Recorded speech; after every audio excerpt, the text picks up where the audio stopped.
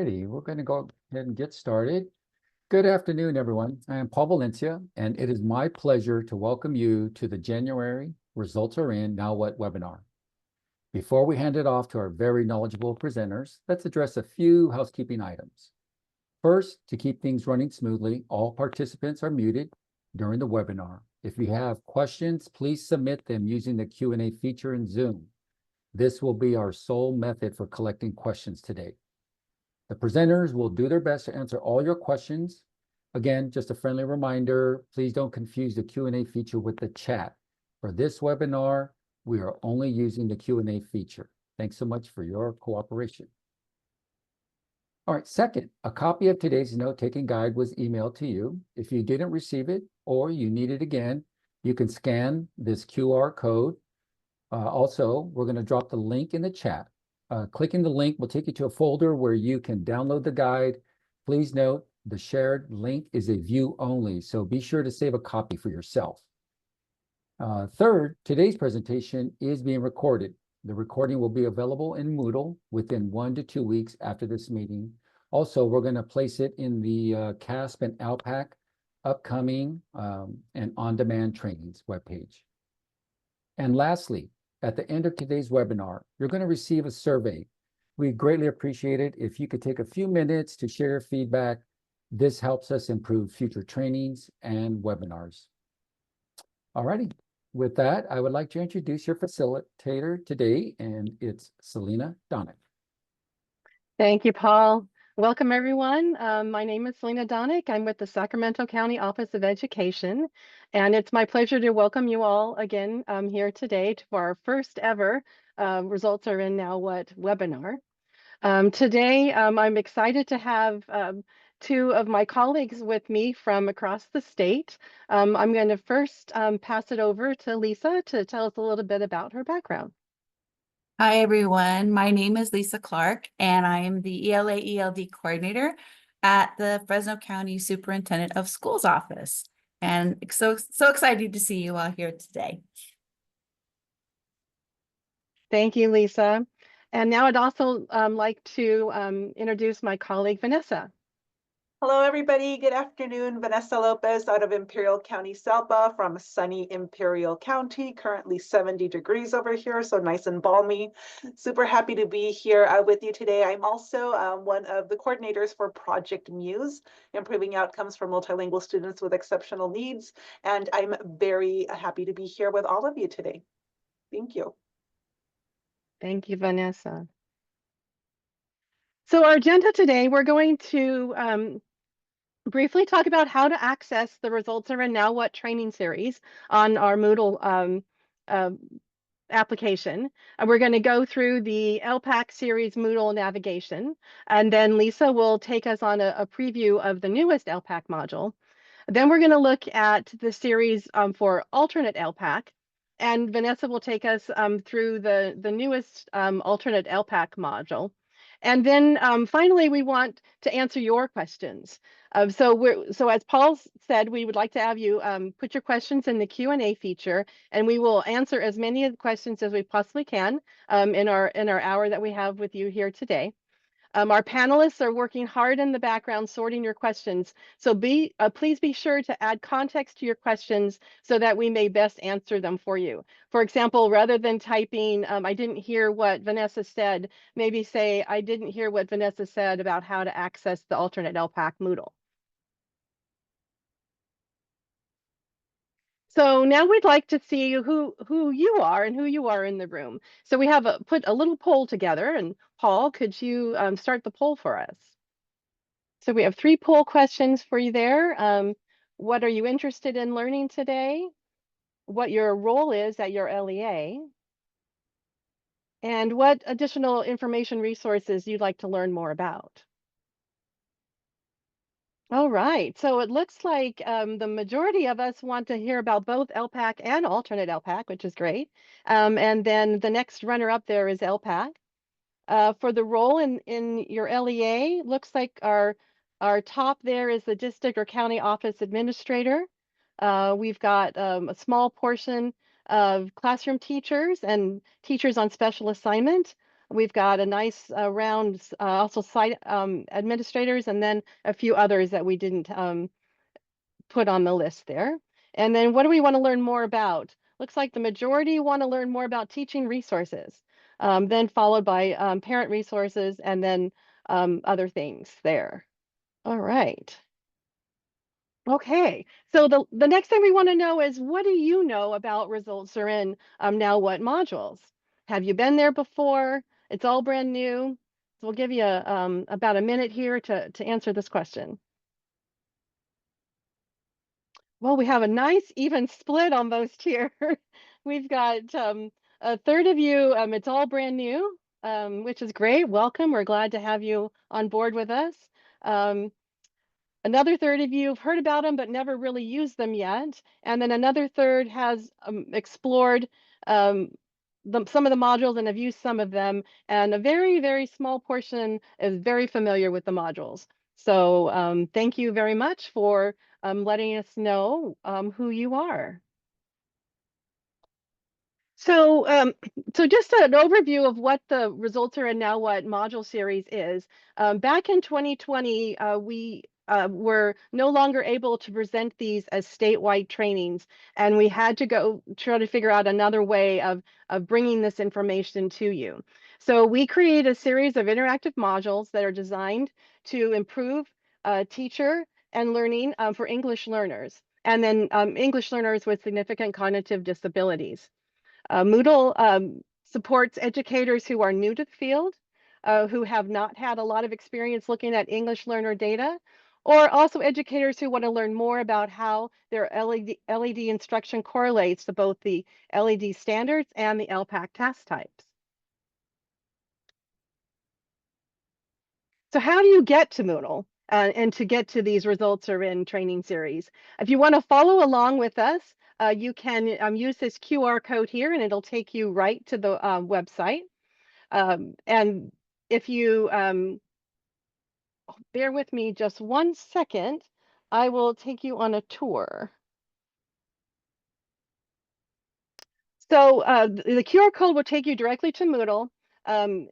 We will also pop the link to the link is also in the note-taking guide. So the note-taking guide, if you don't have it, will be posted in the chat feature. So Moodle requires educators to create an account if you do not already previously have used Moodle. If you've used Moodle and you have a Moodle account, you're all set to go. But if you don't have a Moodle account, you can go in as a guest.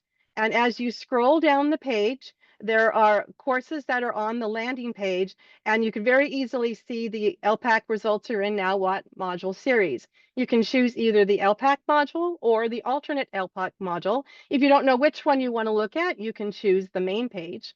And the main page pops up everything and also gives you the link to those modules. For the ELPAC modules, we have 16 modules available for you to view. We have an overview here on the top of the page with and lists all the modules out as to what they represent. So we have modules for overview and data, modules that deal with the speaking test types, and modules that deal with the writing test types. And we knew this year we've created a Moodle directory. And if you click on this directory here, you get a downloadable PDF of all of the modules listed out with a brief description of what they are. And if you download it, you can use the feature to follow along on your learning path, and you can click off the modules that you've viewed.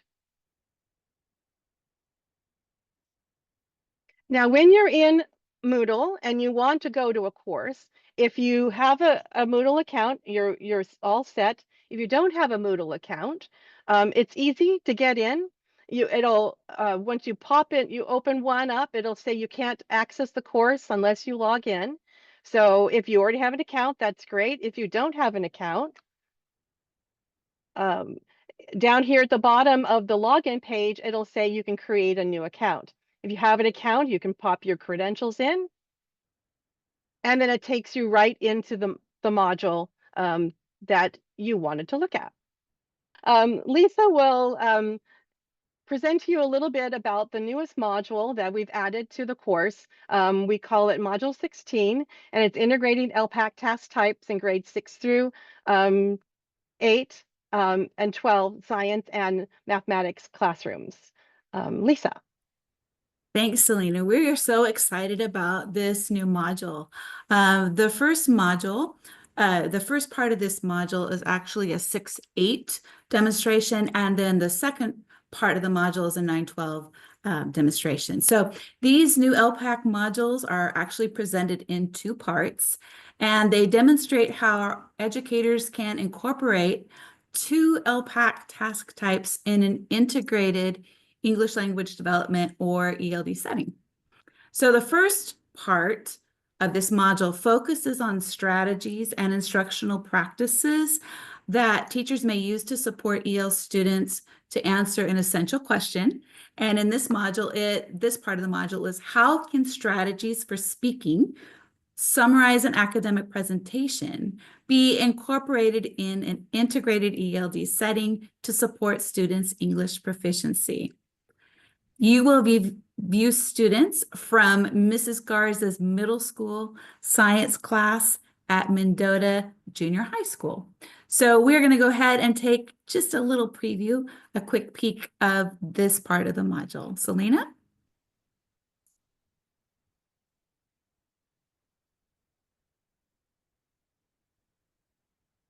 All right, boys and girls, so today we are going to be doing a listening task. So I'm going to read the objective, and then I'll have someone read that after me, just as usual. So here we go.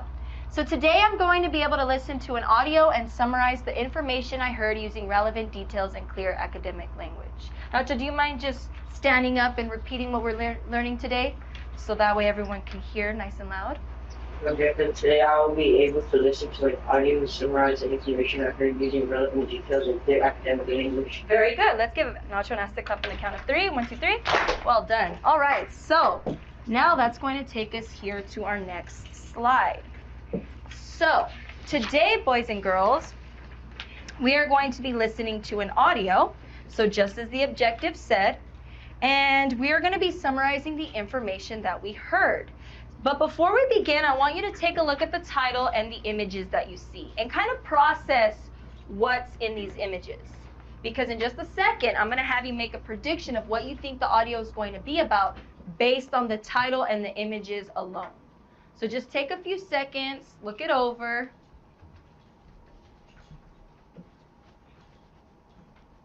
Now these images that you see should be things that are familiar or that you've seen before. Okay, so my partner A's, can you raise your hand? Pink and green? So we know who you are. A's, A's, A's. Good. Okay, then B's, can you raise your hand?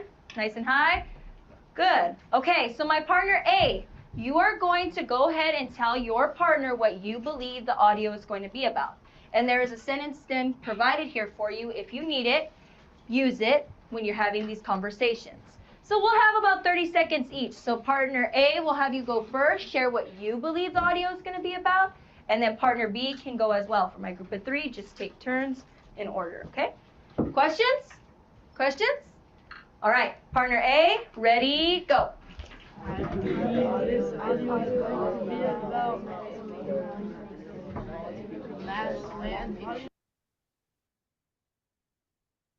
So what you've seen in that first part of the module, you'll also see in the second part of the module, which is language that is used directly from the ELPAC for some of these prompts, so that students are exposed in each of these task types to the types of questions that they will be asked when they take the ELPAC.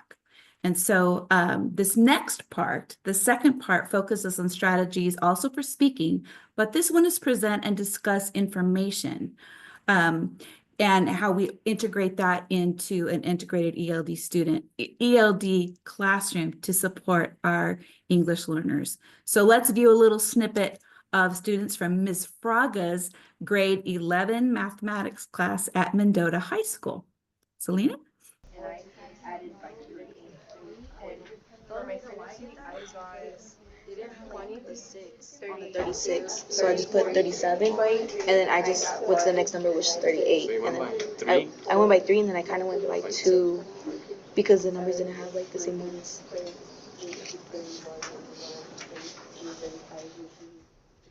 and 36 and 39 would be 2. Okay, thank you for sharing. So based on what I saw from your independent task, you know how to create a bar graph. So now we're gonna go ahead and transition into, okay, we understand the requirements for creating a bar graph. Let's go ahead and see how well we can understand a bar graph that's already created for us. So in this task, you have a bar graph that's representing information. What is the bar graph communicating in this particular situation? And then we have this task in addition to that. Juan claims that based on the information displayed by the bar graph, the tallest height interval is 72 to 75 inches. Is Juan's claim supported by the data? Justify your answer. So I am going to provide 2 minutes for you to make sense first of the bar graph and also to decide whether Juan's claim is being supported or not supported and to explain why. So there's just a short preview of our newest Module 16 for speaking, summarize an academic presentation, and for present and discuss information in junior high and high school. Selena? Thank you, Lisa. All right, so now let's just take a little look at the alternate ELPAC series, Moodle navigation. And for this series, we have it's rather relatively new. We've only been doing it for the last 2 years, whereas ELPAC has had 5 years under their belt. So they have 16 modules. We only have 4 so far with alternate ELPAC, but Vanessa and her team are working really hard to grow this module course. Our alternate ELPAC, also new this year, is we do have a directory for the alternate ELPAC as well. And if you click that directory there, a PDF that's downloadable will pop up for you to give you a synopsis of each of the modules that are available. And again, like with the ELPAC, you can, when you download it, you can use this as a training tool to track your progress. So within Moodle, you have the 4 courses, and again, to access the course, if you've already logged in, you can either enroll yourself or you can access the videos if you already have access to them. So Vanessa will give us a preview of the newest module for the alternate ELPAC and module 4. Thank you so much, Selena. So the purpose of these modules is to improve teaching and learning by recognizing how each of the task types is aligned to the English language development ELD connectors and the instructional implications for English learner students with the most significant cognitive disabilities and comprehensive ELD instruction, specifically designated ELD. We know that the alternate ELPAC is relatively new in comparison to our OG ELPAC. And in recognizing that, it's important for us to have access to resources, in our case here in the Moodle modules curated through modules 1 through 3, as you are able to see what the content is in those initial 3 modules, one being the introduction to the alternate ELPAC, and utilizing the assessment decision-making tool, also exploring modes of communication, and assessing multilingual learners with extensive support needs via the task types. However, for Module 4, we are looking specifically on task type 1. So this new alternate ELPAC module focuses in on task type 1, recognize and use common words. It is aligned to its corresponding ELD content connectors, which in turn are used to assess English learner students with the most significant cognitive disabilities. So in exploring the structure of the ELD connectors, it is important for practitioners to remember that the ELD standards and the ELD connectors share the same structure, meaning that if you are familiar with the ELD standards, you know that part 1 is interacting in meaningful ways, part 2, learning about how English works, and part 3, foundational literacy skills. The same holds true for the ELD connectors. So task type 1 is targeted to English language acquisition skills of low linguistic complexity, and it involves identifying pictures or words. Our students observe 1 to 3 photos of common nouns or objects, and if a student has a visual impairment and is designated as such in their IEP, the test examiner may give the student real objects or manipulatives as written into their IEP. As a reminder, the alternate ELPAC assesses the 4 domains of listening, speaking, reading, and writing in an integrated manner, meaning that a single task type assesses multiple domains. Therefore, each alternate ELPAC task type includes questions that measure both expressive and receptive language. The goal with the alternate ELPAC is to ensure that our English learner students with the most significant cognitive disabilities can fully access and participate in the alternate ELPAC, with all 4 domains assessed via our students' individually preferred receptive and expressive communication modes.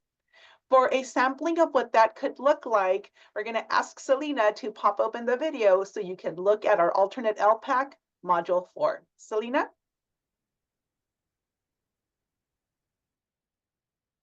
The alternate ELPAC assesses the 4 domains of listening, reading, speaking, and writing in an integrated manner, meaning a single task type assesses multiple domains. Therefore, each alternate ELPAC task type includes questions that measure both expressive and receptive language.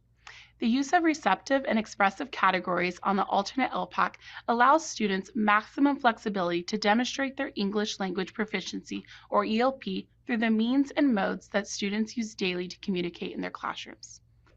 Individual preferred communication modes are how students typically comprehend and express information in everyday classroom contexts.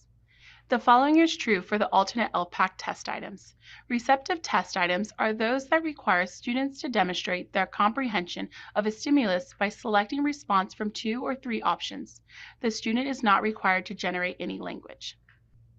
Expressive test items are those that require students to communicate to others their understandings and ideas related to the stimulus using their individually preferred expressive mode of communication. Practitioners should note that there are varying degrees of interdependence between receptive and expressive skills on ELP assessments. Let's spend some time familiarizing ourselves with the ELD standards via the ELD connectors, which are reduced in breadth, depth, and complexity for EL students with the most significant cognitive disabilities.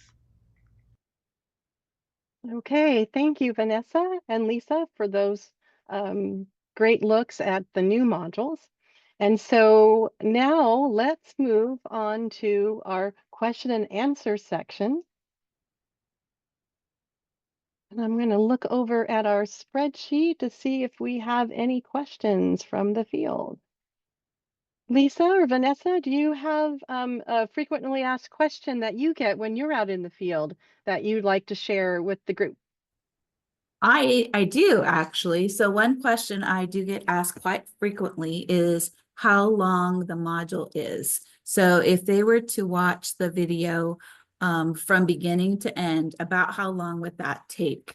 So the classroom section where we actually watch the teacher in action is probably about 25 minutes, 20 to 25 minutes. But we really encourage you to stick it through to the end, because at the end of each module or each video, we have student testimonials, and students talk about how the use of some of these things in integrated ELD really help them and benefit them in developing their English proficiency. And then we also have testimonials at the end of each part from the teachers. And the teachers talk about implications for instructional planning, the things that they consider while they're planning for this task and administering this type of activity in their classrooms. And so from beginning to end, probably about 30 minutes. But like I said, there's some pretty good information there at the end, and I encourage you to watch it all the way through. Thank you, Lisa. So similar to Lisa, I get the same question too. And we know that time is that one resource we never have enough of. So it's always present in everybody's mind.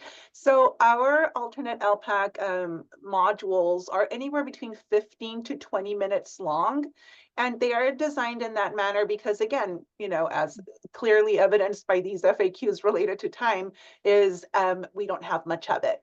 I too encourage you to watch them from beginning to end, just because there is a lot of really good information that isn't specific just to the assessment, but has clear connections to aligning and designing designated ELD instruction for students with the most significant cognitive disabilities.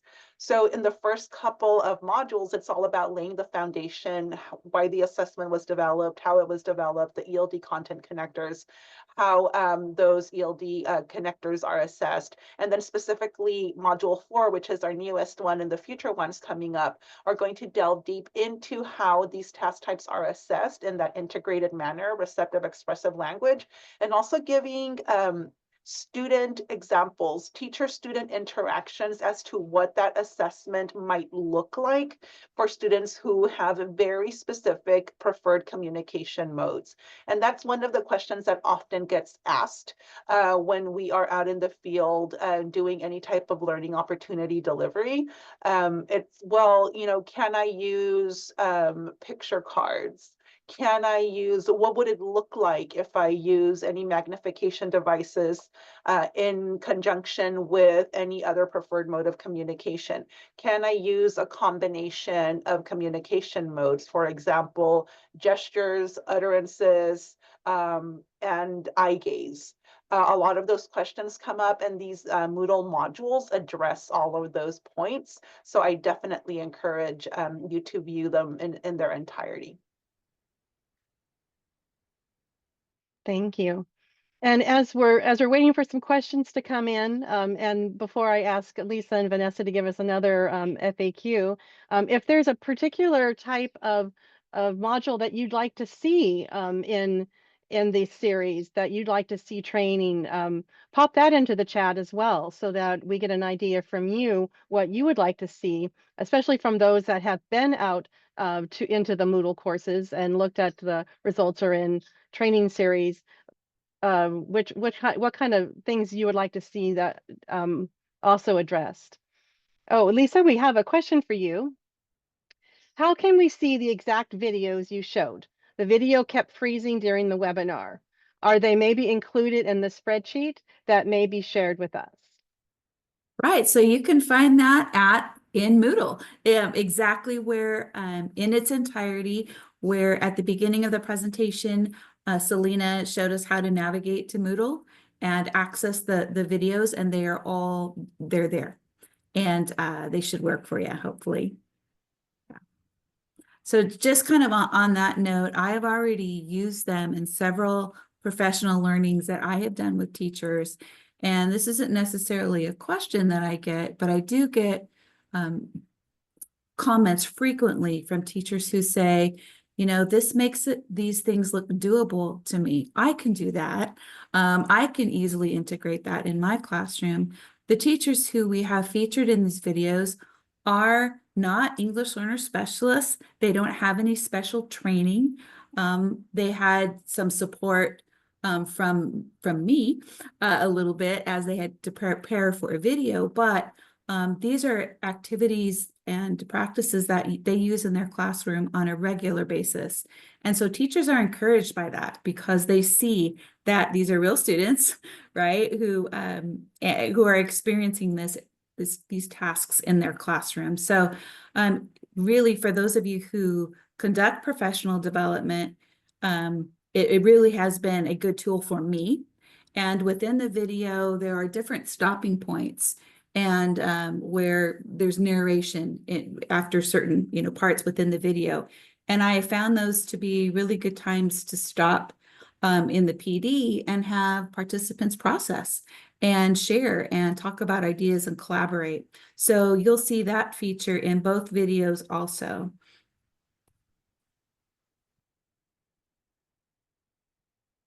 Thank you, Lisa.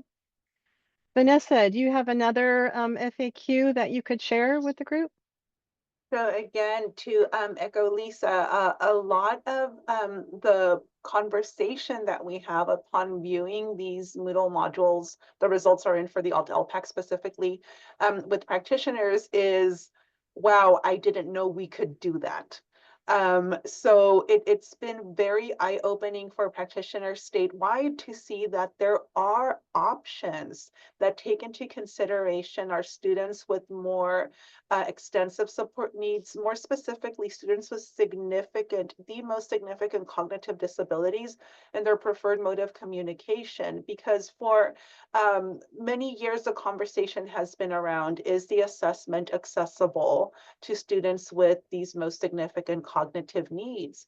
And if we continue to operate with what our understanding of what the assessment is like without actually spending some time and looking through the Moodle modules, what it could potentially look like, it's very reassuring for practitioners because now it's clear to them, oh my goodness, I can absolutely utilize my students' preferred mode of communication and combination of preferred modes of communication.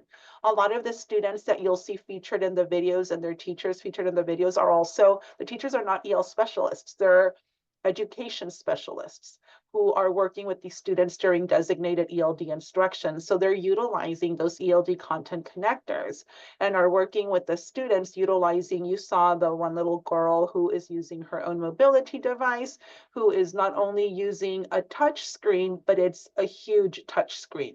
Right, it's one of those interactive boards where there is some level of a visual impairment and there is a need for Zoom, and also because the student can also be able to touch on the responses. It gives that level of interaction. You'll also see some students who are utilizing picture cards, whereas other students are also using switches, and you can use a combination of any of those. And that's very reassuring to practitioners once they see it, that it is quote unquote allowed. Thank you, Vanessa. So we have a question, Lisa. When will Module 16 be made available? Hi, Jenny. It is already available and can't wait for you to check it out in Moodle. Yes, all the courses are open in Moodle. You can easily go out there and pick and choose which ones you want to use by looking at the directory or just browsing through the different courses and looking at the synopsis of what that course entails. And actually, last time I checked, Selena, actually Module 16 was featured. So as soon as you open up the Moodle courses for the results are in, Module 16 is actually the one that kind of pops up first, and it's kind of featured there. So I think it makes it a little bit easier to find. Great. Vanessa or Lisa, anything else you want to share with the group? I am very excited about these modules, and I really think that they will be helpful and useful for your teachers, especially for our, again, for our middle school and high school teachers who perhaps don't go to some of the ELD trainings that many of the other teachers do, because perhaps in math, they're not seen as an ELD teacher, but yet to be familiar with the task type and be able to integrate those practices and the language and the vocabulary in their classes is just going to benefit for sure our English learners. And so I'm excited about what we've done there. Thank you, Lisa. A question came in, any plans for module 17? And I'm going to go ahead and jump in, and then Lisa, I'll let you finish up there. Every year we add more modules. We'll add modules to both the alternate LPAC and the LPAC. We partner with the California Department of Education to create these modules so that they're there for your learning. Lisa, do you want to give we haven't really worked on module 17 yet, but you want to maybe announce some of the ideas that we've been coming up with? Sure, our wheels are turning. So first of all, just to let you know, the ideas for module 16 really came from feedback. Feedback that I have, from teachers who were asking or requesting. And so based on feedback, that kind of helped us shape the content for module 16. So I know Selena asked earlier if you had any ideas for future modules. We'd certainly love to hear them. One of the ideas that are kind of rolling around in our head right now is perhaps revising or revisiting the data module that we have because some things have changed, some platforms have changed, and so perhaps going back and looking at what pieces might need to be updated to help our participants or the viewers access the data for LPAC so that they can make good decisions and instructional decisions based on that. So that is one possible idea. We would love to hear your ideas and see what we can make happen. Thank you, Lisa. So this kind of goes out to both Lisa and Vanessa. As an administrator, do I need to create an account for all staff? So as an individual learner, you would want to have your own account. But Lisa and Vanessa, do you want to talk about how you would use it as an administrator? Anyone can access it. So no, administrators don't have to go in ahead of time and create accounts for their staffs. So that's not necessary. And how I've seen it used locally here by one of our LEAs is they'll do like a view party so that they can watch the Moodle module and then have a discussion. And I'm guessing they use the term party a little loosely, but it's an opportunity for them to engage and view and ask questions. So that's one of the ways that it has been used. But as Lisa mentioned, there's no need for the creation of for somebody to create an account. You can just join and access what's available there. Thank you. So so there was an ask for the slide deck for today. We will look at a way that we can put the slide deck up onto Moodle. So if you use your QR code to get to the courses, you will be able to access the slide deck and the recording of this presentation later in about a week or two. Okay. Last couple more minutes or last minute questions, or Lisa and Vanessa, any last minute thoughts for the group? Nope, just one more plug for sending us your ideas for future modules. What needs do you see in the field when it comes to supporting our English learners with LPAC?